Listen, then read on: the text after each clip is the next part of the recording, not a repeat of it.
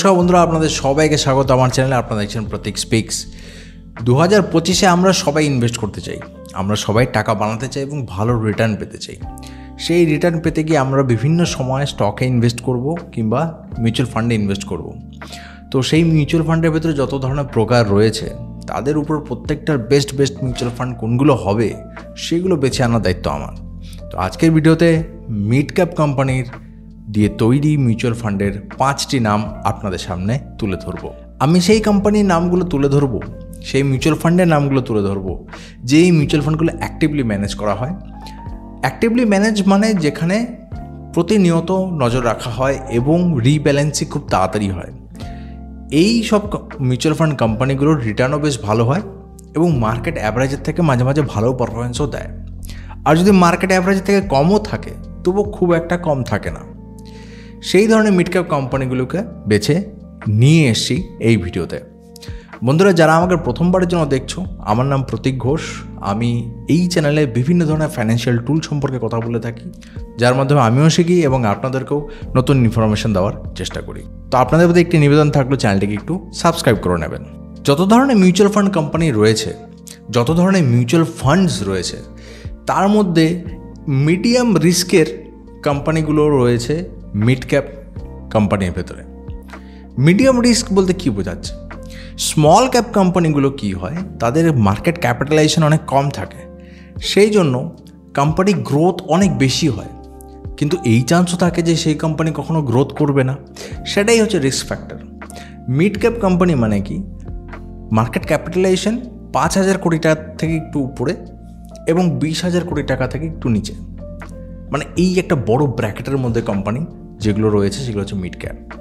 সেবির যে ডেফিনেশন রয়েছে তাতে বলছে ভারতবর্ষে 101 নম্বর কোম্পানি থেকে শুরু করে 250 নম্বর কোম্পানি, এই 150টা কোম্পানি হচ্ছে মিড ক্যাপ কোম্পানি। এই মিড ক্যাপ কোম্পানিগুলোর ভেতরে যে মিউচুয়াল ফান্ডের 65%-এর বেশি ইনভেস্টমেন্ট থাকবে সেগুলোকে বলা হবে mid cap equity mutual fund. তো আজকে যেই মিউচুয়াল ফান্ডগুলো বেছেছি সেগুলো সবকটাই ইকুইটি মিউচুয়াল ফান্ড, কারণ মিউচুয়াল ফান্ড বিভিন্ন ধরনের হতে পারে। তো এখানে ইকুইটি মিউচুয়াল ফান্ডেরই কথা বলা হচ্ছে। তবে হ্যাঁ, সেই মিউচুয়াল ফান্ডে হয়তো কিছু লার্জ ক্যাপ শেয়ার থাকলো কিংবা কিছু গোল্ড থাকতে পারে পোর্টফোলিওকে ব্যালেন্স করার জন্য। তো মিড ক্যাপ মিউচুয়াল ফান্ডই কেন? যারা নতুন ইনভেস্টমেন্ট স্টার্ট করেছে কিংবা বেশ কয়েক বছর ধরে করছে, যারা একটু রিস্ক নিতে পারে, মানে হালকা রিস্কোমিটারে যদি একটু উপরে উঠি এবং যদি একটু বেশি রিওয়ার্ড পাওয়ার চেষ্টা করি, তাদের জন্য রেকমেন্ডেড হচ্ছে মিড ক্যাপ কোম্পানিজ এর মিউচুয়াল ফান্ড। কিন্তু যারা কনজারভেটিভ, যারা এত রিস্ক তুলতে পারছো না কিংবা যারা একেবারেই রিটায়ারমেন্টের কাছাকাছি চলে এসেছেন, 50 পার হয়ে গেছে, আর রিস্ক নেবেন না, তাদের জন্য মোটেই রেকমেন্ডেড নয়। যারা একদম বিগিনার তাদের জন্য রেকমেন্ডেড নয়, তাদেরকে বলবো শুরুতে লার্জ ক্যাপ দিয়ে স্টার্ট করলে বেটার। মিড ক্যাপ কোম্পানিতে মেইনলি যেটা হয়, একটা অ্যারে থাকে, তো একটা বড় রেঞ্জ থাকে। মানে কিছু কোম্পানি আছে যেটা 6,000 কোটি টাকা, আর কিছু কোম্পানি আছে যেটা 19,000 কোটি টাকা।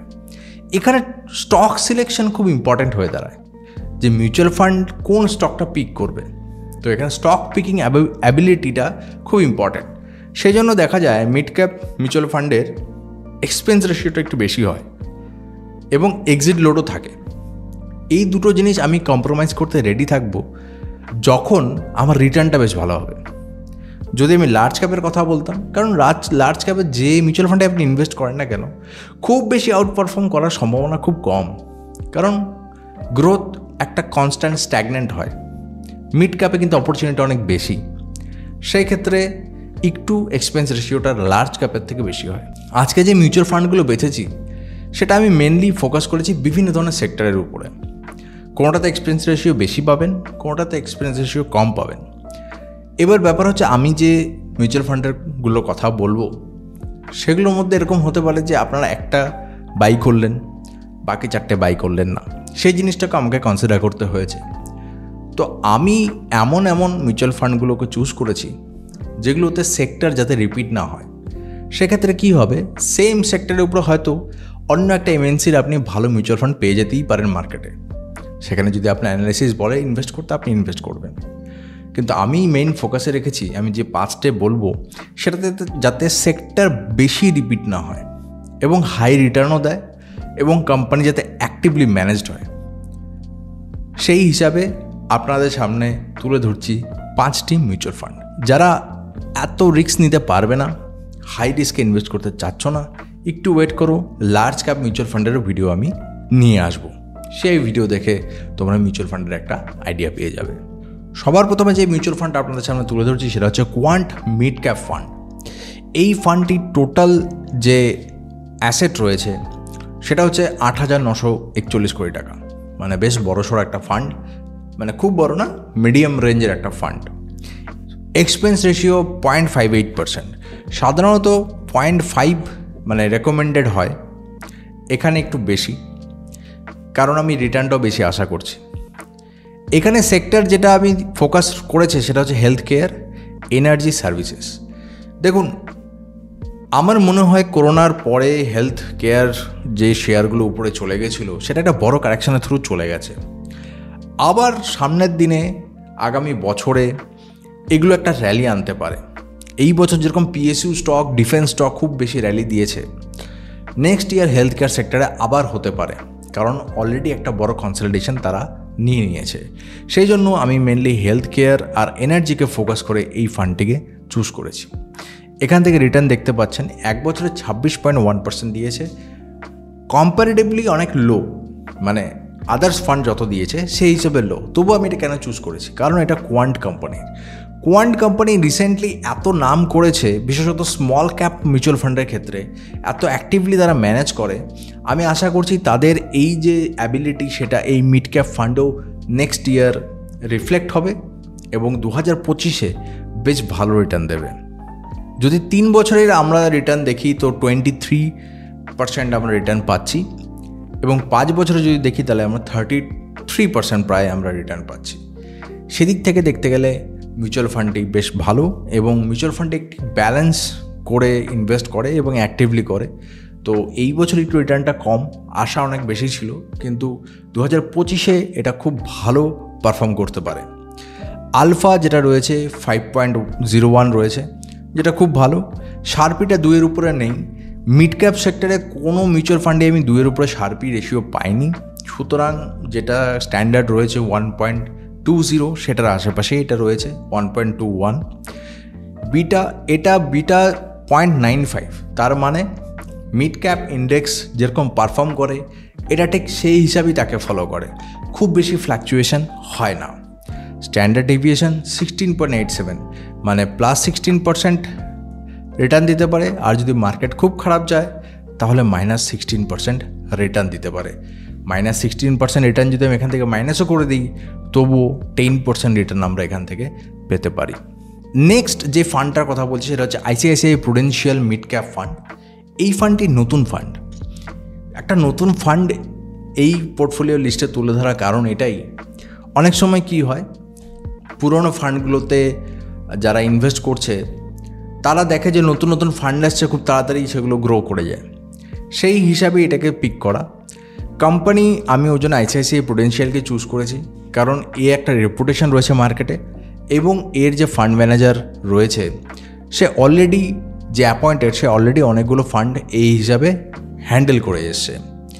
এবং কোম্পানি যে 1 বছর রিটার্নটা উঠিয়েছে সেটা কোয়ান্টের থেকে বেশি উঠিয়েছে 30.51%, এবং কোম্পানির টোটাল অ্যাসেট আন্ডার ম্যানেজমেন্ট যেটা রয়েছে 566 কোটি টাকা, মানে সবে স্টার্ট হয়েছে ফান্ডটা। এক্সপেন্স রেশিও আমি 0.3% দেখতে পাচ্ছি, যেটাতে বোঝা যায় যে খুব একটা এক্সপেন্স রেশিও এখনও নেই, খুব একটা বেশি খরচা নেই। এক্সিট লোড 0, তো কেউ যদি মনে করো যে আমি বছরের মাঝখানে টাকাটা উঠাতে পারবো সেই জন্য এই ফান্ডটা বেটার হবে। এবং আলফা বিটা গামা এর এখনও পাওয়া যায়নি, কারণ পাস্ট পারফরমেন্স নেই, সেই জন্য এই জিনিসগুলো এখনও পাওয়া যায়নি। সেক্টর ফাইন্যান্সিয়াল সেক্টর রয়েছে, ক্যাপিটাল গুডস এবং হেলথ কেয়ার।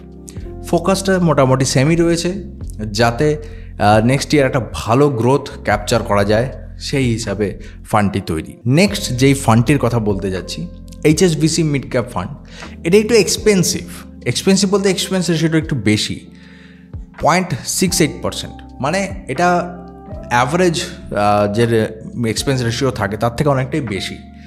এক্সিট লোডও রয়েছে 1%, তার মানে কি, এটা 1 বছর আপনাকে টাকা ধরে রাখতে মানে বাধ্য করবে, কারণ আপনি যদি 1 বছরের ভেতরে টাকাটা ওঠান তাহলে আপনার 1.68% এখানেই চলে গেল। কিন্তু ভালো জিনিস কোথায়? আমি বলেছি রিটার্ন যদি ভালো হয় আমি এক্সপেন্স রেশিওকে অ্যাকসেপ্ট করে নেব।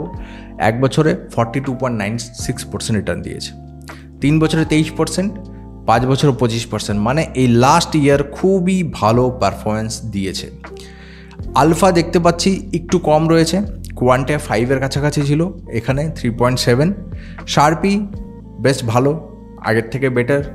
বিটাটা রয়েছে 0.8%, একটু বেশি ফ্ল্যাকচুয়েট করে, কিন্তু স্ট্যান্ডার্ড ডেভিয়েশনটা কোয়ান্টের যে মিউচুয়াল ফান্ড ছিল তার থেকে বেটার, মানে খুব একটা বেশি ফ্ল্যাকচুয়েট করবে না, 13% প্লাস মাইনাস যেতে পারে। এবং এর ফোকাসে যেটা রয়েছে এখানে হেলথ কেয়ারসটা নেই, হেলথ সেক্টরটাকে এ টার্গেট করে না, মেনলি ক্যাপিটাল গুডস, ফাইন্যান্সিয়ালস এবং সার্ভিসেস কোম্পানিগুলোকে টার্গেট করে। তো সেক্ষেত্রে নেক্সট ইয়ার একটা বেশ ভালো পারফরমেন্স আমরা দেখতে পারি। আমি এতটুকু বলবো যে খুব বেশি যে হাইফাই পারফরমেন্স হবে এই মিড ক্যাপের হয়তো সেরকম নয়, খুব বেশি নিজের যে পারফরমেন্স রয়েছে 42.96%, এটাকে হয়তো মেনটেন করতে সফল হতে পারে। কারণ এখানে এরকম নয় যে সেমিকন্ডাক্টর কোম্পানি চলে এসছে, এখানে যে সার্ভিসেস যেটা রয়েছে এবং ফাইন্যান্সিয়াল যেটা রয়েছে এই দুটো একটু আউট পারফর্ম করতে পারে, ক্যাপিটাল গুডস অ্যাভারেজ পারফরমেন্সই দেবে। তো সেক্ষেত্রে এটা একটা ব্যালেন্স তৈরি করতে সাহায্য করবে যে এত % আমার মোটামুটি আমি পাবোই, 30-40% আমরা এক্সপেক্ট করতে পারি। Last year performance never guarantees the future performance. তো সেদিক থেকে এটা একটা বেশ ব্যালেন্স নিয়ে আসবে পোর্টফোলিওতে। Edelweiss mid cap direct plan growth, এটি একটি one of the best performing mid cap mutual fund. Expense রেশিওটা একটু আমাদের কম, 0.5-এর থেকে কম, তাহলে এটা একটা অ্যাকসেপ্টেবল জিনিস যে হ্যাঁ আমরা কমে পাচ্ছি, কিন্তু এক্সিট লোড 1% রয়েছে। মোটামুটি আমি যেটা দেখেছি যে যেগুলো একটু ভালো পারফর্ম করছে সেই মিউচুয়াল ফান্ডের যে ফান্ড ম্যানেজার সে একটা এক্সিট লোড অবশ্যই লাগিয়ে দিচ্ছে, এই জন্যই লাগাচ্ছে যাতে আপনারা একটু ইনভেস্টেড থাকুন, ঠিক আছে? কারণ এক্সিট লোড যদি থাকে তো কোম্পানির একটা গ্যারান্টি থাকে যে হ্যাঁ আমার এক্সিট লোডের ভয়েও ফট করে টাকাটা উইথড্র হবে না, লোকে উইথড্র করবে না। তো এক্সিট লোড আমি 1 বছরের উপরে ইনভেস্টেড থাকবো এরকম মেন্টালিটিতেই যাওয়াটা বেটার।